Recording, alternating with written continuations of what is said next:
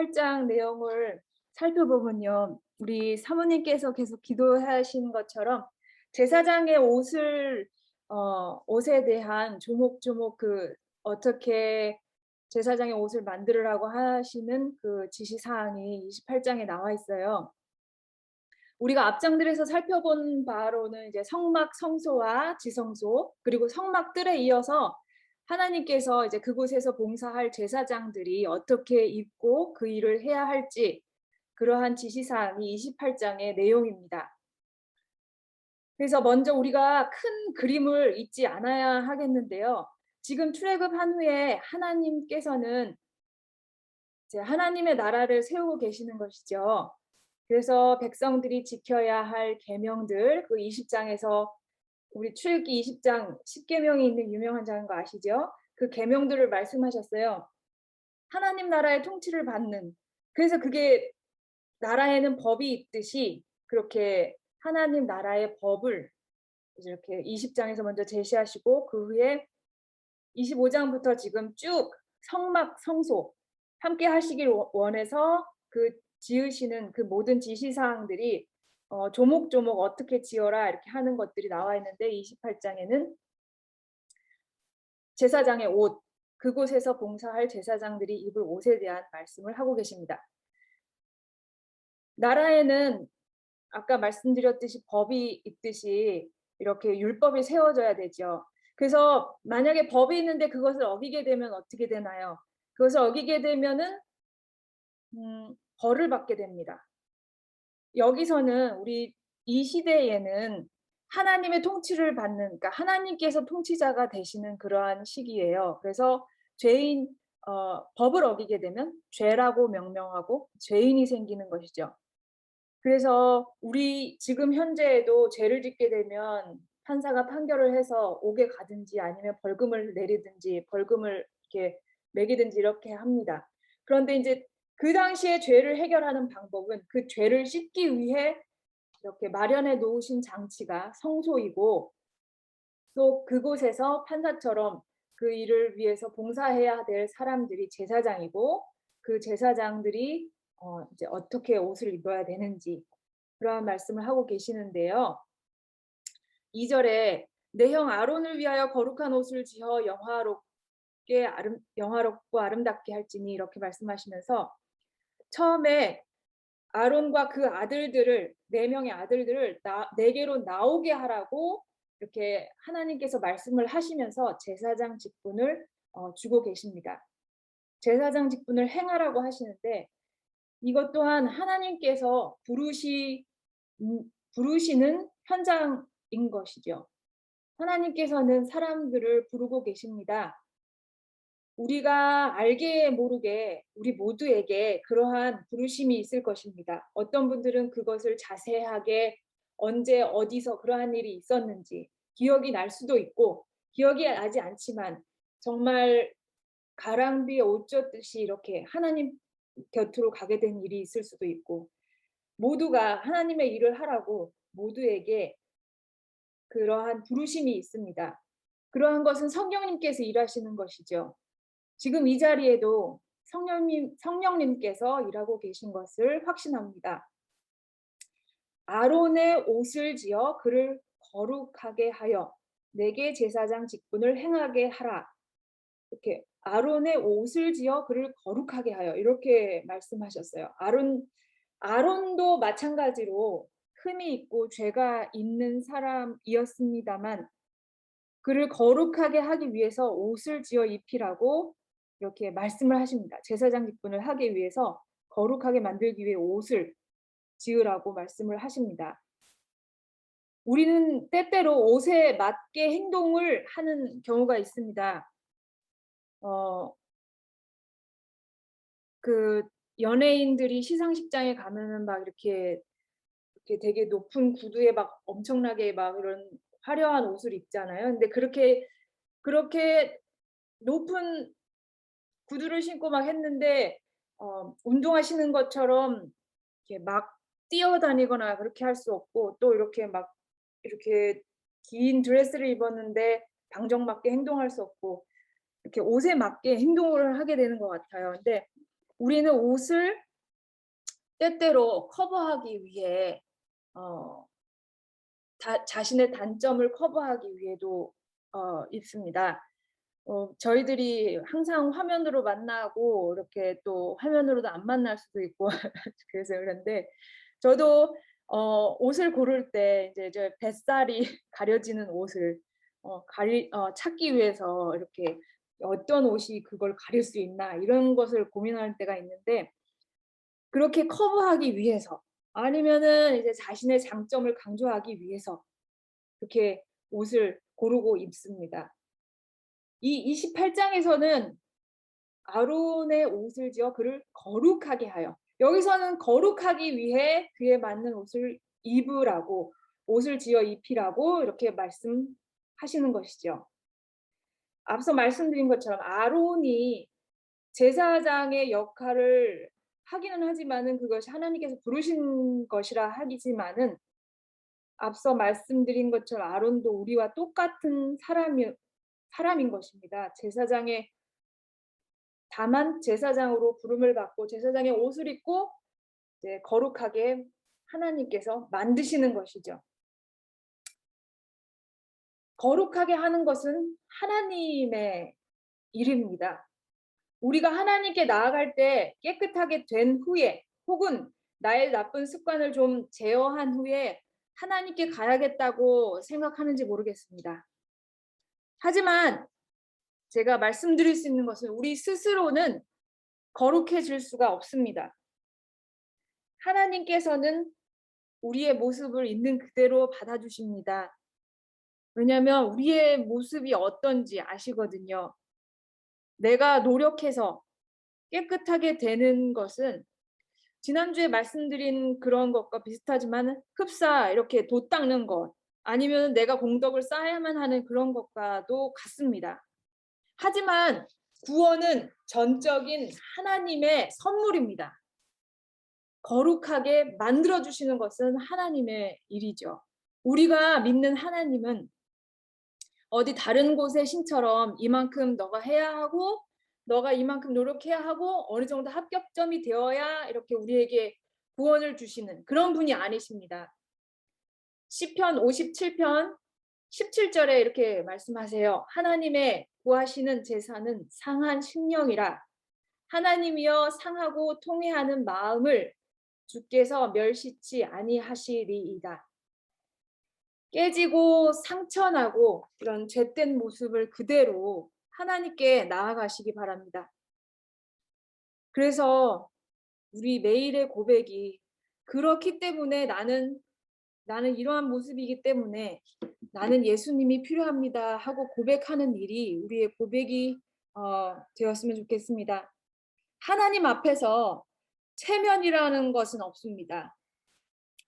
상한 심령으로 우리가 그분께 나아간다면 하나님께서는 분명 우리를 거룩하게 하실 것입니다.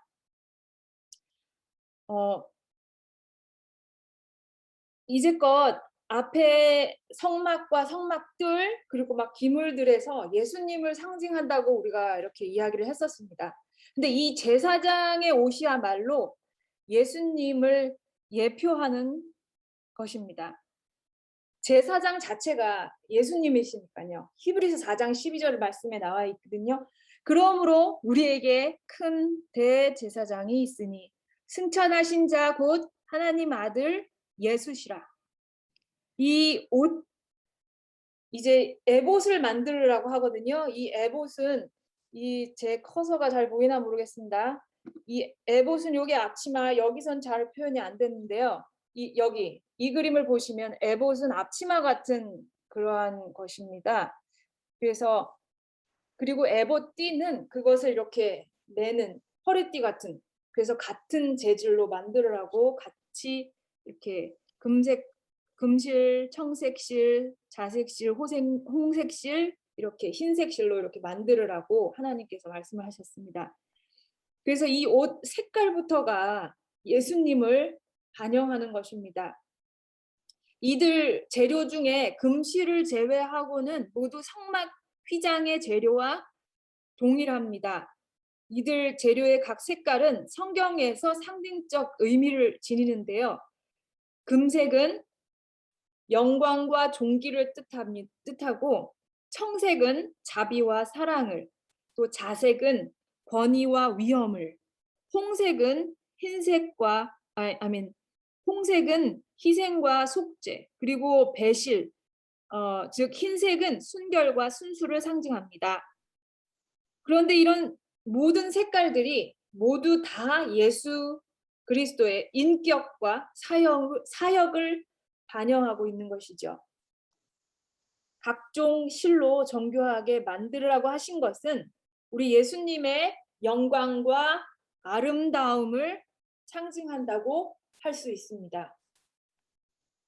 그래서 영화롭고 아름답게 만들으라고 그렇게 강조하고 계시는데, 그것은 모두 예수님을 상징한다는 것이죠. 침례를 받으시고 우리 올라오시는 예수님의 머리 위에 비둘기 같은 성령이 임하시면서 하늘에서 무슨 소리가 났었죠? 마태복음 3장 17절에 이는 내 사랑하는 아들이요 내 기뻐하는 자라.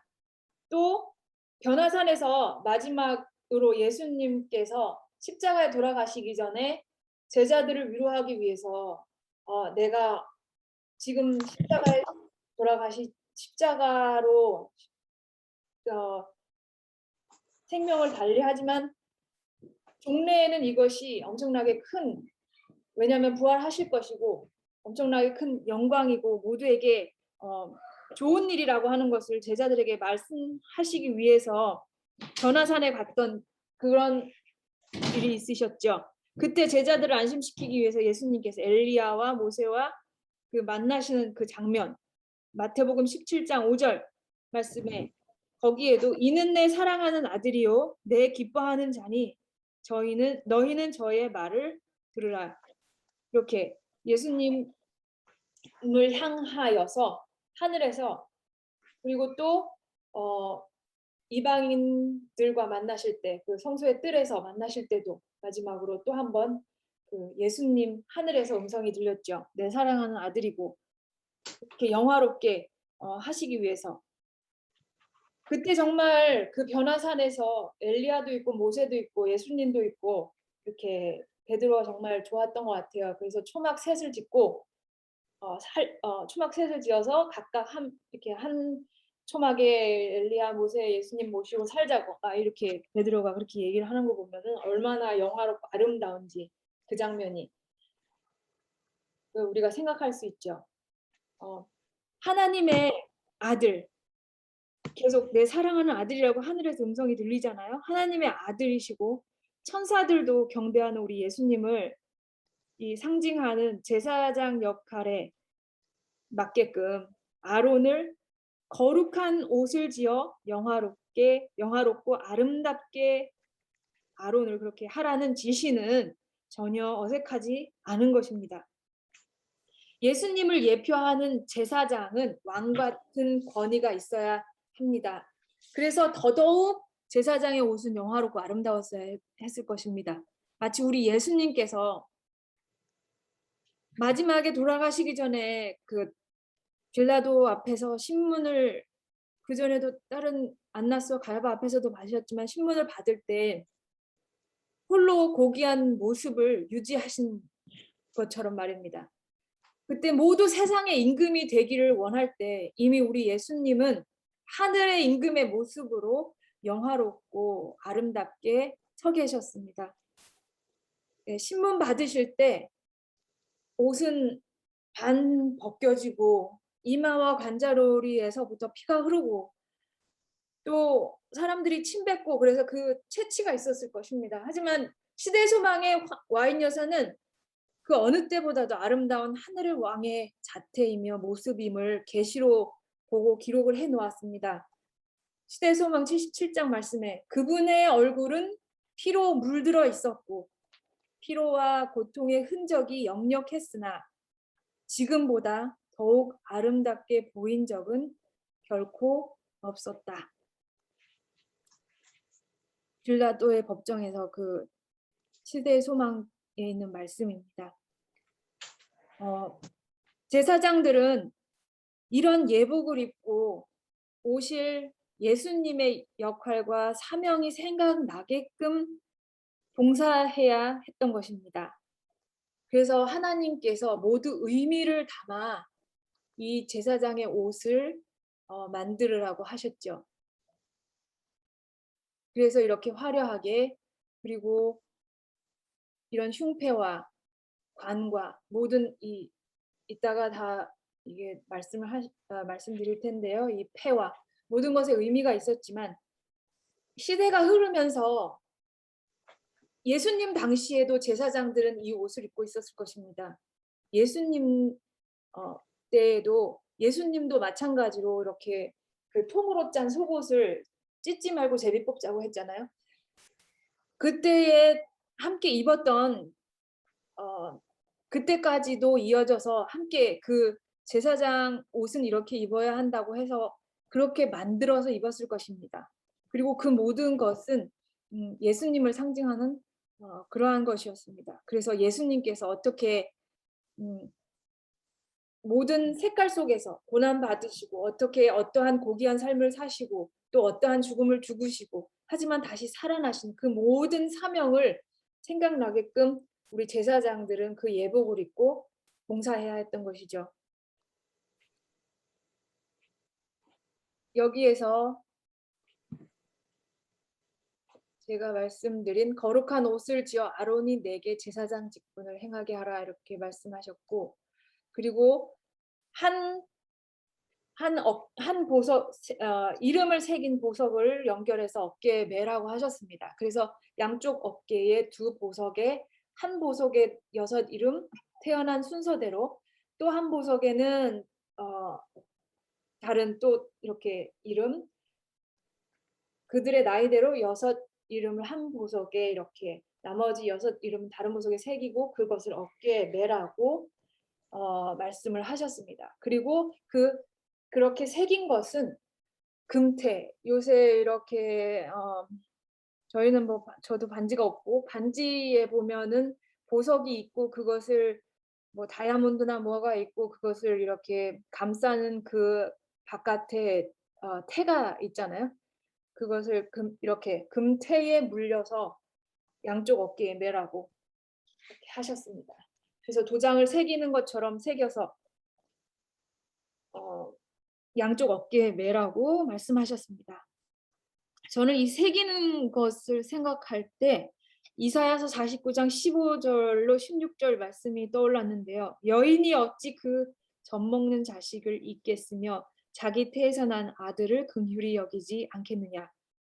그들은 혹시 잊을지라도 나는 너를 잊지 아니할 것이라. 내가 너를 내 손바닥에 새겼고 너의 성벽이 항상 내 앞에 있나니. 우리가 가장 자주 들여다볼 수 있는 곳이 손바닥입니다. 하나님께서는 손바닥에 가장 우리가 많이 볼 수 있는 하나님의 손바닥에 우리의 이름을 한 명씩 한 명씩 내가 너를 너희들이라고 말씀하시지 않으시고 내가 너를 내 손바닥에 새겼다고 말씀하고 계십니다.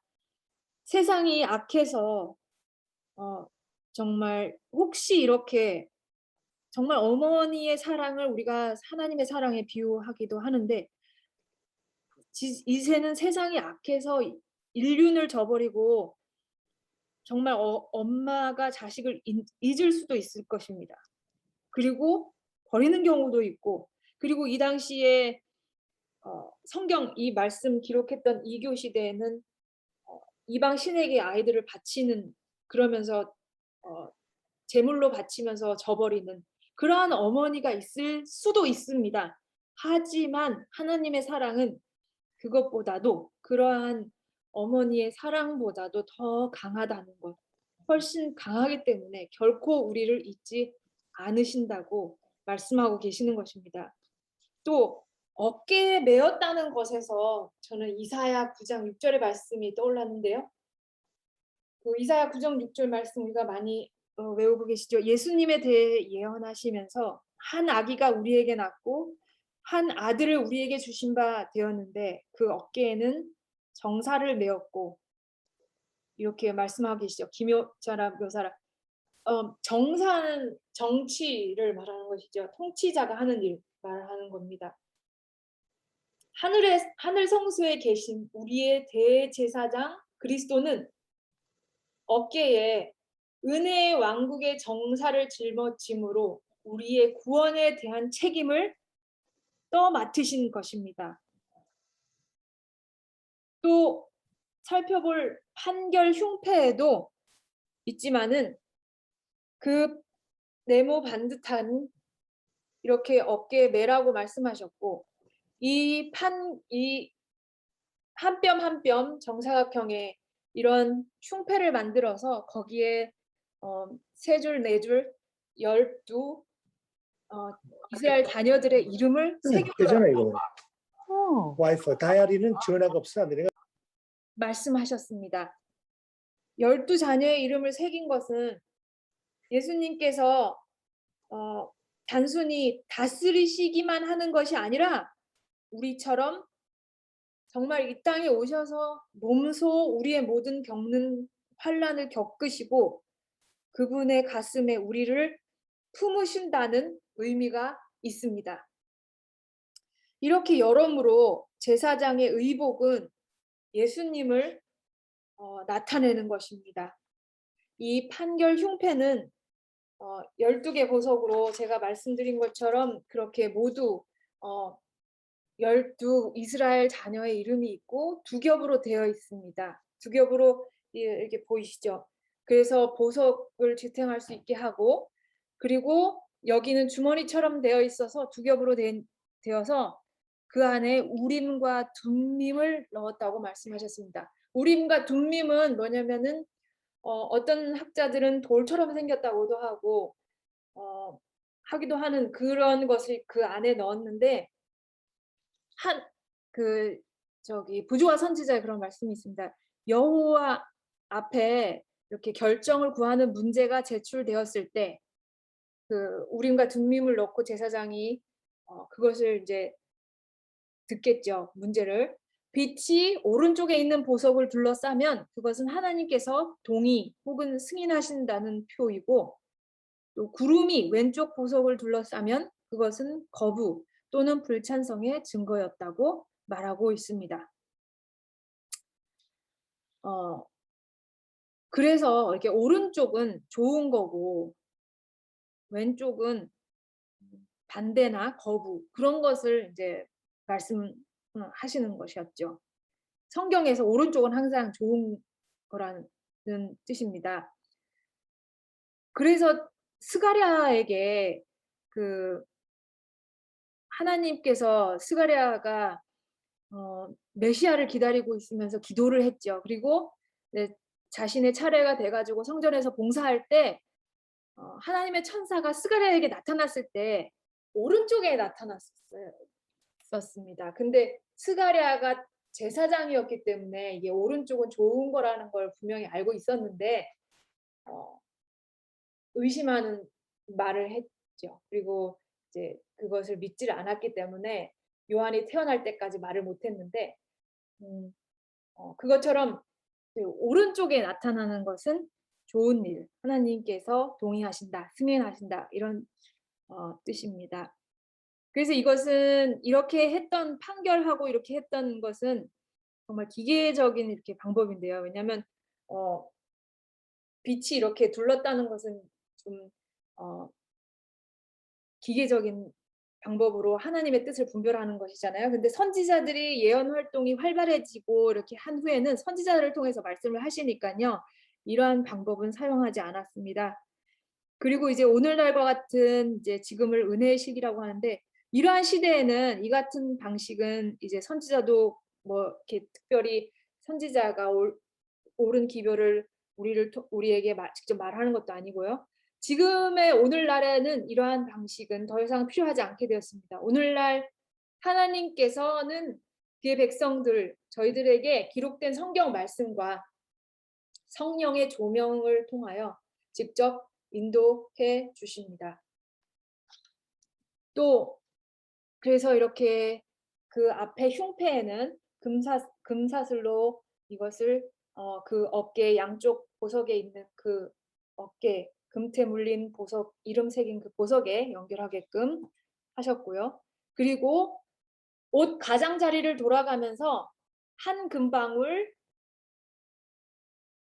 금방울 한 석류, 한 금방울 한 석류 이렇게 되게끔, 그래서 제사장들이 움직일 때마다 이 금방울이 딸랑딸랑 이렇게 소리가 나게끔, 여기서는 이러한 모양으로 했지만 이게 몇 개까지 다르라고 특별한 그렇게 지시를 하시진 않았어요. 그래서 어떤 학자들은 12개였다, 어떤 학자들은 100개였다 이런 말을 하는데 크기에 따라 다르겠죠. 어떻게. 근데 분명한 것은 계속해서 제사장이 움직이면 소리가 났다는 것입니다. 그래서 전승에 의하면은 제사장의 발에 줄을 묶어서 제사장이 지성소로 들어갈 때는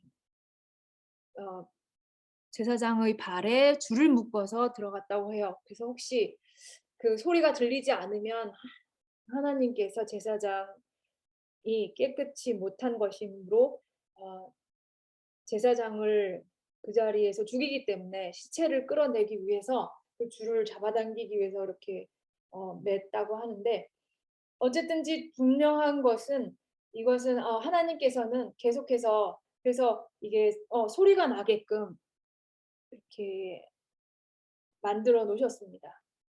제사장들이 그래서 소리가 나는 한은 그래도 살아 있다는. 근데 그게 얼마나 잘, 제사장들이 그것을 얼마나 잘 지켜졌는지 모르겠어요. 이게 이러한 얼마나 깨끗한 마음으로 그게 지성소에 들어갔고, 그 지성소에서 하는 봉사가 하나님께서 받으실 만한 그러한 봉사였는지, 그것은 조금 생각해 볼 문제입니다. 왜냐하면은 그 시대의 소망에 보면은 제사장들이 이제는 그게 낡고 낡아서 정말 예식을 예식으로만 행하고 연기하는, 이렇게 연기자처럼 그걸 했다고 하는데, 그래서 정말 소리가 나지 않으면 죽었다 할 정도로 두려운 마음으로 하나님 앞에 서는 일이 계속되었는지, 그것은 정말 의문인 것입니다. 그리고 또 이 관을 위에, 머리에 쓰는 관을 만들고 거기에 패를 만들으라고 했어요. 패를 만들어서 아론의 이마에 두르게 하셨습니다. 거기에는 여호와께 성결이라고 새기라고 말씀하셨습니다. 이 패는 예배 때마다, 그때는 그러니까 예배가 희생 제물을 바칠 때마다겠죠. 본질적으로 기억해야 할 하나님을 향하여 성결하고, 본인의 이익이나, 그러니까 제사장들이 본인이 취해야 할 이득이나 자신의 명예가 아니라 하나님께 대하여 구별되라고 하는 이 모든 것의 근본 정신을 상기시켜 주게끔 여호와께 성결이라고 하는 저 패를 두르라고 말씀을 하셨습니다. 그래서 이렇게 제사장의 관 이런 것을 쓰고 그 위에 청색실로 띠를 만들어서 패를 여호와께 성결이라는 그러한 띠를 만들어서 매라고 이마에 두르라고 말씀을 하신 것입니다.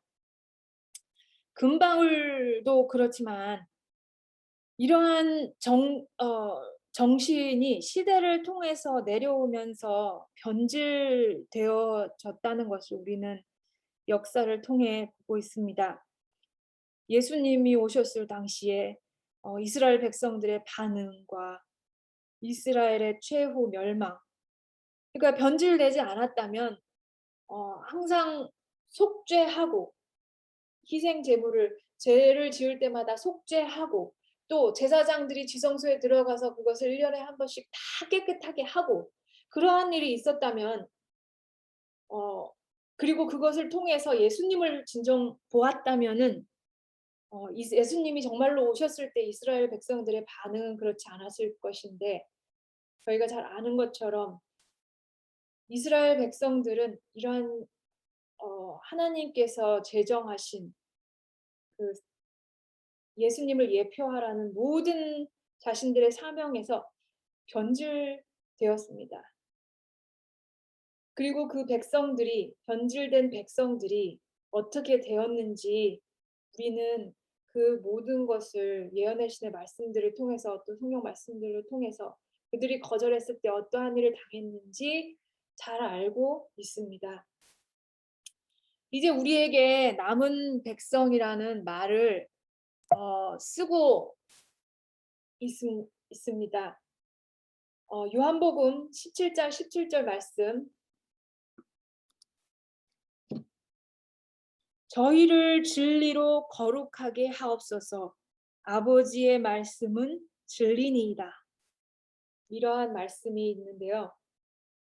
우리에게 주어진 말씀으로 거룩하게 함께 거룩하게 되십시다.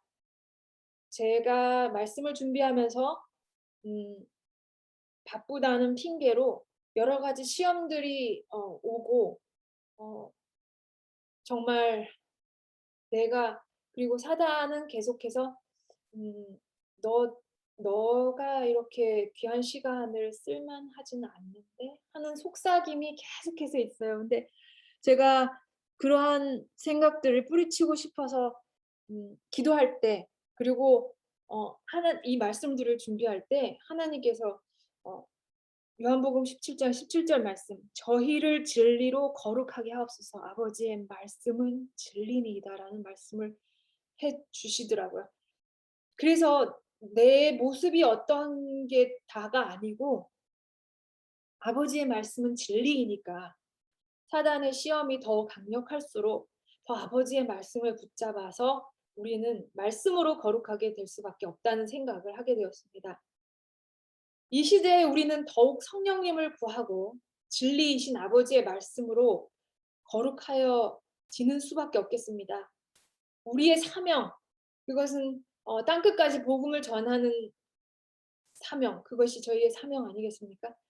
그것을 완수하게 될 때까지 우리는 말씀을 붙잡고 말씀으로 승리하고 우리를 거룩하게 하시는 말씀 안에서 승리하시는 저와 여러분이 되시기를 바라면서 오늘 준비한 말씀을 마치겠습니다.